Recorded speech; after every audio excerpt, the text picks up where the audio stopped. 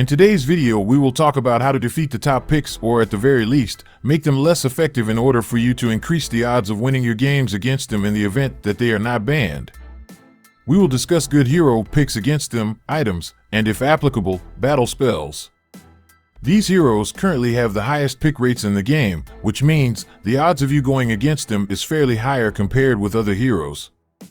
If you would like us to create a part 2 video for other heroes, make sure to hit like, share, and if you haven't yet, subscribe to the channel. Also, if you would like to become a better player in any role or lane, make sure to watch the following videos. The links are on the description. Leslie is a hard carry, which means she is significantly weak during the first 7 minutes of the game. Therefore, if you can end the game faster than Leslie can reach her full potential, you should be in good shape.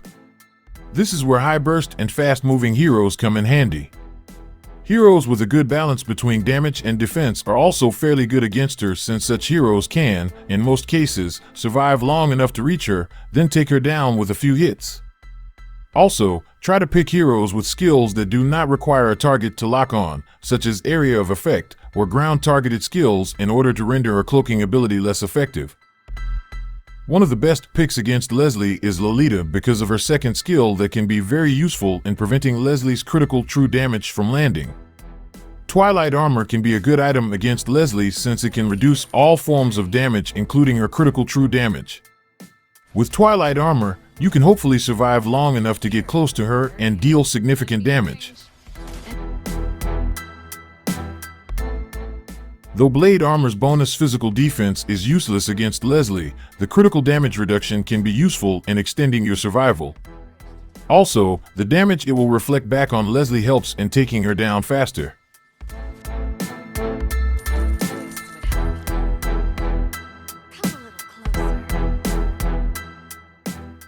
These two armor items are, however, useful only if you are playing a hero with above average HP. Just like most marksmen, Claude is a hard carry, which means he is significantly weak during the early game or before he gets his core items. Besides picking high burst heroes, high sustain heroes are also very good against Claude. If appropriate, you can also use Vengeance, which can significantly decrease his ultimate's effectiveness. Dominance Ice is an excellent item to greatly decrease his attack speed, while Blade Armor, if paired with Vengeance, can be effective in returning a good portion of his ultimate's damage, since his ultimate's damage is considered as basic attack damage. Using Wind of Nature when Claude casts his ultimate is also a good idea. One of the best ways of making Ling cry is by harassing him the moment the game begins. As much as possible, prevent him from getting the purple buff. Heroes with a good balance of damage and survivability are also fairly good against Ling. You can greatly limit Ling's mobility by picking target locking heroes, or in other words, heroes with skills or attacks that lock onto their target wherever they go. Having such skills makes Ling's flying ability less useful. And of course, heroes that restrict or prevent heroes from using most of their blinking and dashing abilities. Picking high mobility heroes can be a headache for Alpha. All of his skills are ground targeted with huge backswings, which means they can all be dodged quite easily.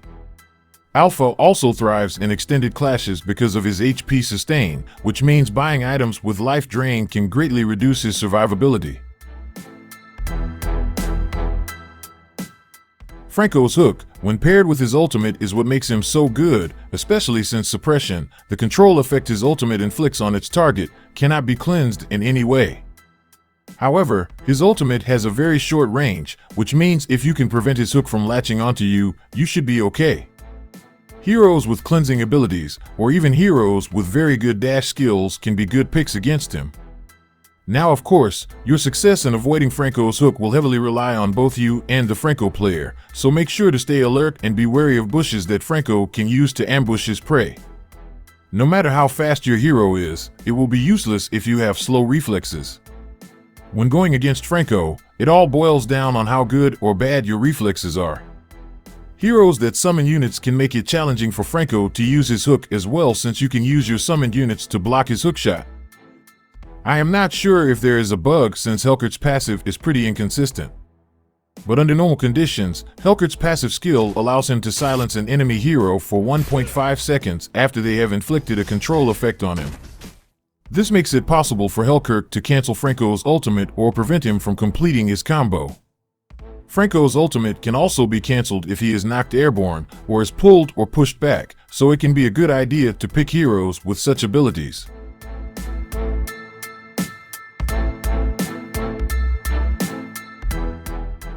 Just like most marksmen, Beatrix is a hard carry, which means she is significantly weak during the early game or before she gets her core items. Besides picking high burst heroes, high sustain heroes are also very good against Beatrix. Another thing to remember is that most of her high burst damage weapons are not target locking, which means they can be easily dodged if you are using a high mobility hero. If you are playing as a tanky hero, Antique Cuirass is a very effective item against Beatrix in reducing her damage. And of course, if you are a marksman, Wind of Nature can work wonders. While it's true that KHUFRA's ultimate is an excellent tool in stunning multiple enemies, what makes him extra special is his second skill that can be used to prevent heroes from using most of their dash and blink skills.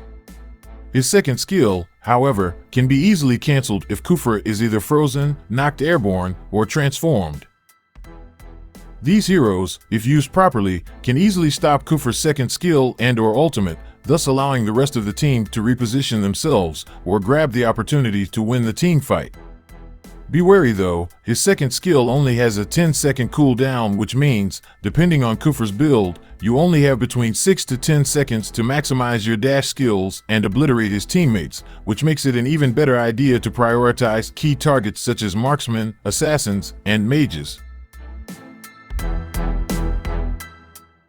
Lancelot, when played by a competent player, can be a headache for a lot of heroes because of his tremendous damage output and unmatched dashing ability.